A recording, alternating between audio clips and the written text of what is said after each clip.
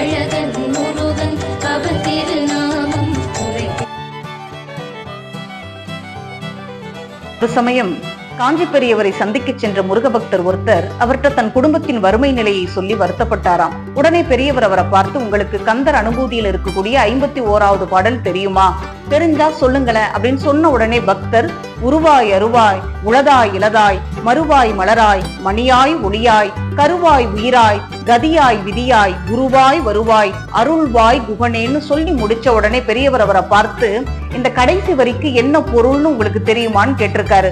உடனே பக்தரும், முருகா நீயே குருவாய் வந்து என்னை வழி நடத்த வேண்டும், அதுதானே சாமி பொருள்னு சொன்ன உடனே, அதுவும் ஒரு பொருள், இன்னொரு பொருள், வருவாய் அருள்வாய் முருகா பெரு வள்ளலாகிய நீயே என் குடும்பத்திற்கு ஏற்ற வருவாயை தங்குதடையில்லாமல் அருள்வாய் என்பது இன்னொரு பொருள். எனவே இந்த பாடலை தொடர்ந்து சொல்லி வாருங்கள், உங்கள் வினை தீர்ந்து வறுமை ஒழியும் என்று சொல்லி அவரை அனுப்பி வைத்தாராம். எனவே நாமும் சொல்லுவோம், முருகப்பெருமானின் அருளை பெறும்.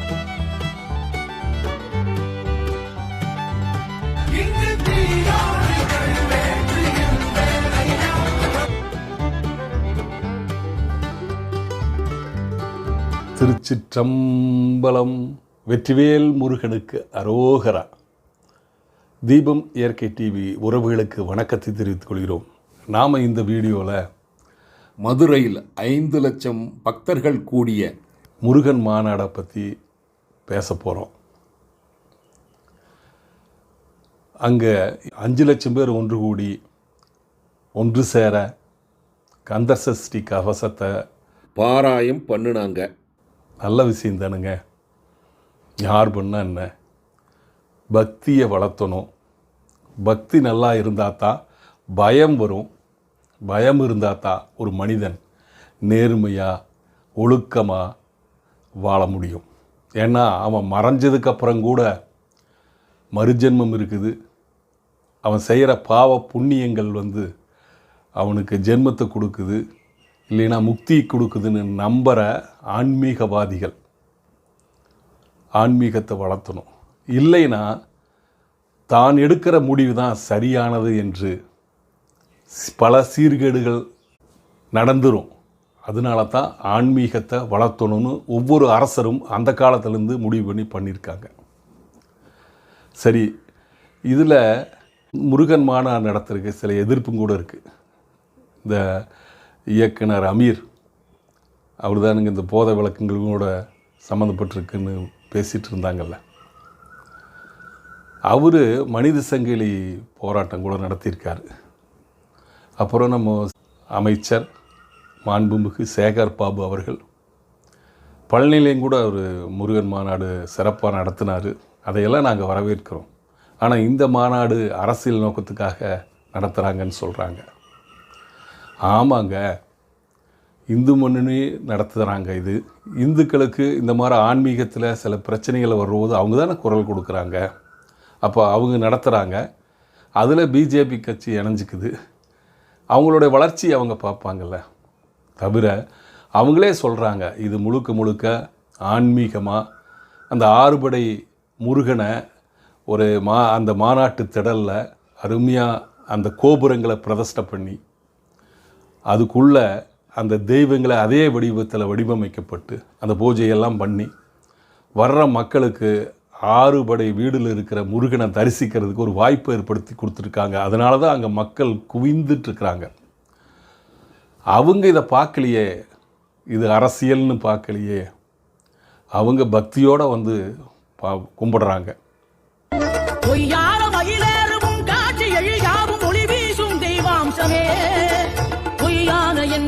புவி மீது நிலையாக அருள் செய்ய வர வேணுமே, நீ அருள் செய்ய வர வேணுமே. இது இப்படி போயிட்டுருக்குது. இதனுடைய கருத்துக்களை நம்ம பொதுமக்கள் சில பேர்த்திட்டு கேட்கலாம். இப்போது நம்ம டிஎம்கேலேருந்து கேட்டால் அவங்க ஒரு மாதிரி சொல்லுவாங்க. அதே பிஜேபியிலேருந்து நம்ம கேட்டோம்னா அவங்க ஒரு மாதிரி சொல்லுவாங்க. முருக பக்தர்கள் என்ன நினைக்கிறாங்கன்னு நாம் ஒரு 4-5 பேர்த்துக்கிட்ட கேட்கலாம். அதுக்காகத்தான் இந்த வீடியோ போட்டிருக்கிறேன். தொடர்ந்து பாருங்கள். வெற்றிவேல் முருகனுக்கு அரோகரா. வணக்கம். இந்த நம்ம மதுரையில் முருகர் மாநாடு நடந்தது. ரொம்ப மனசுக்கு சந்தோஷமாக இருக்குது. இப்போ ஒரு 3 மாதத்துக்கு முன்னாடி தான் நமக்கு மதுரையில் திருக்கல்யாணம் நடந்தது. அந்த திருக்கல்யாணத்துக்கு எப்படி மக்கள் எல்லா பக்கத்துலேருந்து வந்தாங்களோ அதே மாதிரியே அப்பா அம்மா திருக்கல்யாணத்துக்கு பார்த்த சந்தோஷத்தோடு இன்றைக்கி இந்த மகனோட மாநாட்டுக்கு எல்லோரும் வந்திருந்தாங்க. அதில் ஒரு குறிப்பாக என்ன சொல்லணும், இந்த 6 படையும் ஒரே இடத்துல கொண்டு வந்து வச்சது எங்களுக்கெல்லாம் ரொம்ப மனசுக்கு சந்தோஷமாக இருந்தது. இன்றைக்குள்ள ஒரு பொருளாதாரத்தில் 6 படை வீட்டுக்கும் எல்லாருக்கும் ஆசைகள் இருக்கும். ஆனாக்கா சூழ்நிலைகள்லாம் போக முடியாமல் இருக்கும். ஒன்று பொருளாதாரமாக இருக்கும், இல்லாட்டினா நேரமின்மையாக இருக்கும்.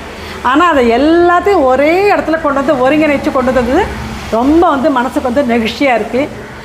இது நிறைய பக்தர்கள்லாம் இந்த மாதிரி ஒரே பக்கமாக கூடணும்னு நினச்சிட்டு இருந்தோம்.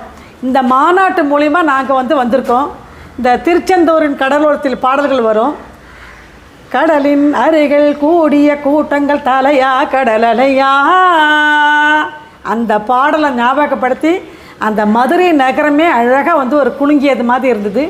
ரொம்ப ரொம்ப மனசுக்கு சந்தோஷம்.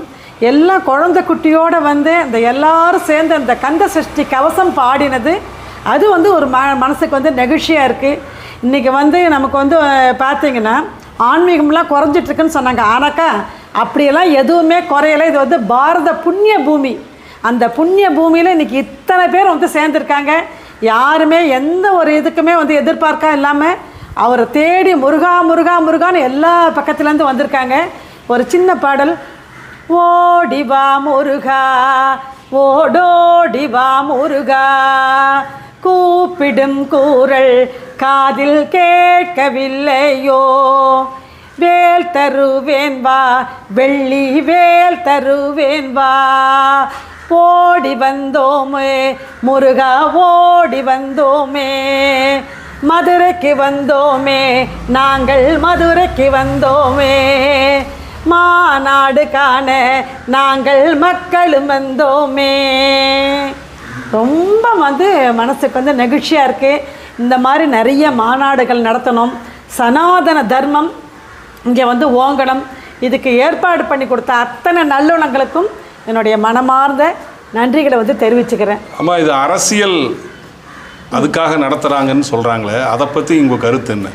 இது அரசியல் மாநாடெல்லாம் இல்லவே இல்லை. இது ஆன்மீக மாநாடு. சொல்கிறவங்க எதை வேணாலும் சொல்லுவாங்க. அதாவது இன்றைக்கி என்னென்னா, இது நடத்தக்கூடாதுன்னு சொல்லி சில பேர் நினச்சிட்டு இருக்காங்க.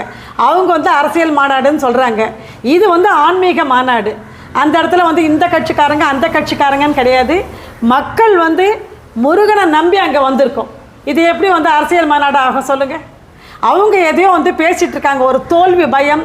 தேர்தலில் எப்படி இப்படி இந்த மக்கள்லாம் இப்படி கூடியிருக்காங்களே, நாளைக்கு எங்கே அவங்க ஜெயிச்சிருவாங்களோன்னு சொல்லிட்டு அந்த ஒரு பயம் கூட இருக்கலாம். அதுதான் என்னுடைய பார்வையில் இருக்குது.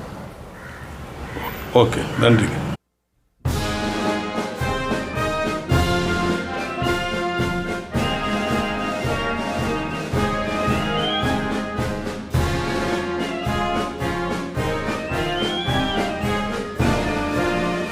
முருகா அப்படின்ற நாமத்தை பத்தி ரொம்ப அழகா சொல்றேன். மூ ரூ கா, இதானே முருகனுடைய பேரு. இதுல மூ அப்படின்றது முகுந்தனாகிய திருமாலை குறிக்கும். ரூ அப்படின்றது ருத்ரனாகிய சிவபெருமானை குறிக்கும். கா என்பது பிரம்மனை குறிக்கும். இப்ப முருகான்னு சொன்னா முருகனை கும்பிடுறோம். அதுல திருமால் வந்தாச்சு, சிவன் வந்தாச்சு, பிரம்மன் வந்தாச்சு. திருமால் தன்னுடைய உடம்புல மார்புல லட்சுமியை வச்சிருக்கிறார். சிவபெருமான் உடம்புல பாதிய பார்வதிக்கு கொடுத்திருக்கிறார். பிரம்மன் நாக்குல சரஸ்வதியை வச்சிருக்கிறார். அப்ப முருகான்னு சொன்னீங்கன்னா முருகனையும் கும்பிடுறீங்க, மும்மூர்த்திகளையும் கும்பிடுறீங்க, அவர்களின் தேவியர்களையும் சேர்த்து கும்பிடுறீங்க. வெற்றிவேல் முருகனுக்கு அரோகரா, ஞானவேல் முருகனுக்கு அரோகரா, கந்தவேல் முருகனுக்கு அரோகரா, மருதமலையானுக்கு அரோகரா. அன்பர்களுக்கு வணக்கம். நான் மருதமலை பாதயாத்திரை சங்கத்தினுடைய தலைவர் எம் சுப்பிரமணி. இந்து முன்னணி நடத்திய மகாநாட்டை பற்றி தீபம் இயற்கை டிவி சாமிநாதன் கேட்டுக்கொண்டதற்கு இணங்க ஒரு சில வார்த்தைகள் இந்த மகாநாட்டை பற்றி தெளிவாக்குகிறேன். இந்த மகாநாடு முருகனுக்கு மட்டும் சொந்தமல்ல. அங்கே கூடிய 5 பஞ்சபூதங்கள் சாட்சியாக 5 லட்சம் பேர் கூடிய அந்த அரங்கத்திலே முருகனுடைய பாடல்கள், ஆன்மீக பேராளர்கள், இந்து இயக்கத்தினுடைய போர் வாள்கள், அரசியல், அனைத்து அரசியல் கட்சியுடைய பெரியவர்கள் எல்லோரும் ஒன்று கூடி முருகனுடைய அருமை பெருமைகளை சொல்லி இந்த மகாநாட்டை சிறப்பாக, அதாவது முருகன் என்றால் அழகு, இந்த அழகு மதுரையிலே மகாநாடு முருகனுக்கு நடத்தி இந்த மகாநாட்டை எப்படி அழகாக மிக அற்புதமாக கடைசி நேரத்திலும் கூட அந்த மகாநாட்டுக்கு வந்தவர்கள் சேர், பெஞ்சி, அங்கே இருக்கின்ற குப்பை அதெல்லாம் எடுத்து அந்த மதுரை அழகாகவே இருக்க வேண்டும் என்று அழகுபடுத்திய அத்தனை முருக பக்தர்களுக்கும் நன்றி கூற வேண்டும். ஒன்று. இரண்டாவது, இந்த முருகர் பக்தர்கள் எப்பொழுதும் ஒன்று உணர்ந்து கொள்ள வேண்டும். எதை என்றால் கருணையும் அன்பையும் அரவணைப்பையும். நாம் இந்துக்கள், இந்து முருகனுடைய மகாநாடை நாம் நடத்தினோம். அதில் ஒரு காரணத்தை நாம் தெளிவாக தெரிந்து கொள்ள வேண்டும். இந்துக்கள் எல்லாம் நாம் பிரிந்து கிடக்கிறோம்.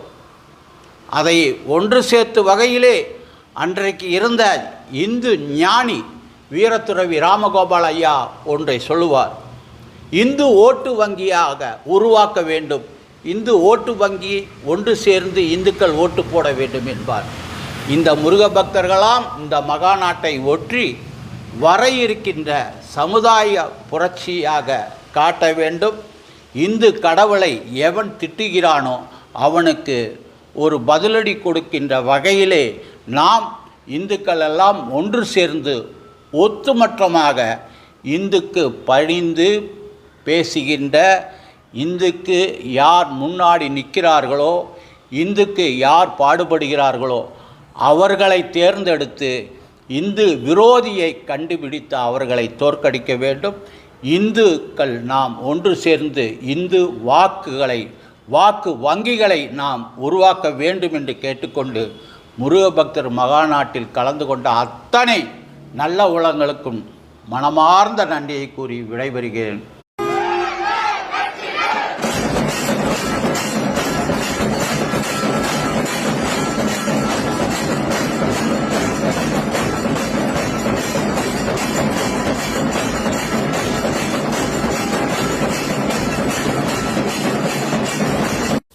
தீபம் இயற்கை டிவி உறவுகளுக்கு உங்களுக்கு ஒரு ரிக்வெஸ்ட். நீங்கள் நிறைய பேர் ஃபோனில் சொல்கிறீங்க, நேரடியாக சொல்கிறீங்க, வாட்ஸ்அப்பில் சொல்கிறீங்க, கமெண்ட் பண்ணுறீங்க இந்த வீடியோ நல்லா இருக்குன்னு சொல்லி. ஆனால் யூடியூப்பில் யாருமே கமெண்ட் பண்ணுறதில்ல. தயவுசெய்து யூடியூப்பில் லைக் பண்ணுங்கள், கமெண்ட் பண்ணுங்கள், ஒரு 2 நிமிஷம் ஒதுக்கி. அப்போ தான் மற்ற மக்களுக்கு இது தெரியும். தவிர இன்னொரு ரிக்வெஸ்ட் வைக்கிறேன். நம்ம தீபம் இயற்கை யூடியூப் சேனல் இன்னும் அடுத்த கட்டத்துக்கு எடுத்துகிட்டு போகிறதுக்கு நான் முயற்சி பண்ணுறேன். அதுக்கு உங்களுடைய உதவி தேவை. இந்த மாதிரி கம்பேரிங் பண்ணுறதுக்கு யாராவது இன்ட்ரெஸ்ட் இருந்தால் என்னை தொடர்பு கொள்ளுங்கள்.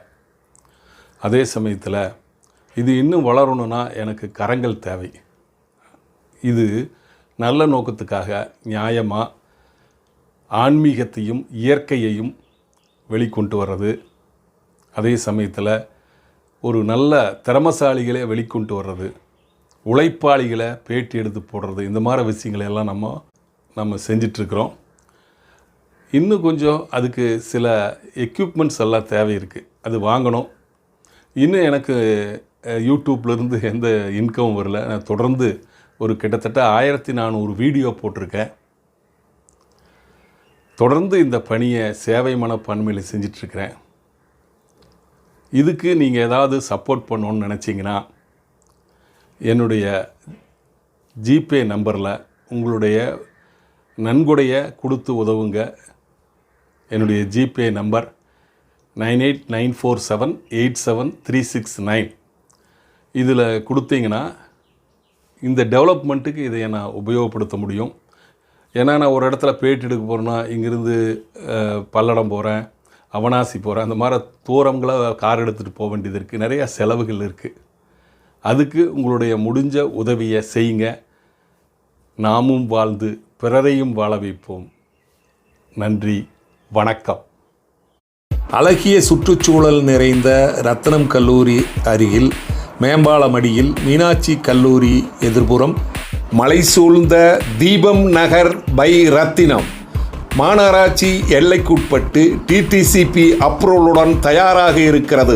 வீடு கட்ட தகுதியான இடம். அனைத்து சைட்டுகளும் வடக்கு பார்த்த சைட்டுகள்.